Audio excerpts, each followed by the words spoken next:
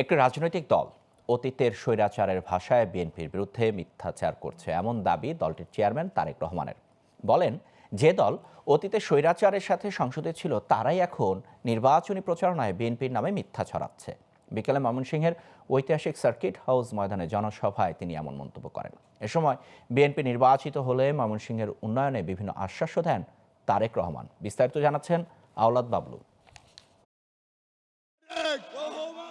দীর্ঘ ২২ বছর পর ময়মনসিংহে বিএনপির চেয়ারম্যান তারেক রহমানের আগমন।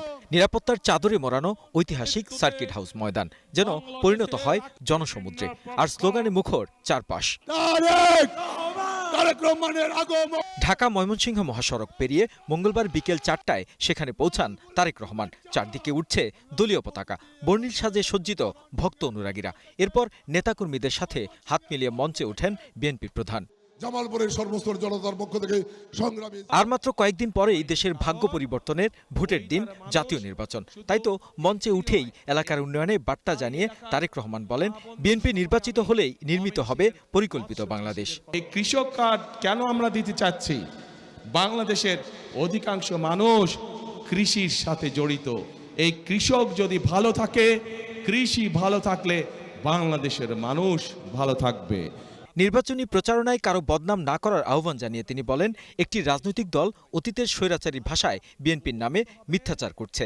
অভিযোগ করেন, তারাই একসময় স্বৈরাচারের সংসদে একসাথে ছিলেন। আজকে যদি আমি এখানে দাঁড়িয়ে আপনাদের সামনে অন্য দল সম্পর্কে অন্যরকম কথা বলি, তাদের গীবত গাই, তাদের সম্পর্কে সমালোচনা করি, তাতে কি জনগণের কোনো লাভ হবে?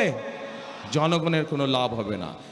কারণ জনগণ তাকেই ভোট দিবে যারা জনগণের জন্য কাজ করবে, তাই তো? এবং জনগণের জন্য যদি কাজ করতে হয় তাহলে অবশ্যই একটি রাজনৈতিক দলের পরিকল্পনা থাকতে হবে কিভাবে দেশ পরিচালনা করবে। প্রতিটি পরিবারের একটু স্বচ্ছতা পৌঁছে দিতেই বিএনপির ফ্যামিলি কার্ড বাস্তবায়ন করতে চায়। পাশাপাশি সুশিক্ষিত, আধুনিক চিকিৎসা ও মাদকমুক্ত সমাজ গড়তেও বদ্ধপরিকর তার দল বলেও জানান তারেক রহমান। 24 জন ব্যক্তি দাঁড়িয়েছে। Aulad Bablu, Global Television, news desk.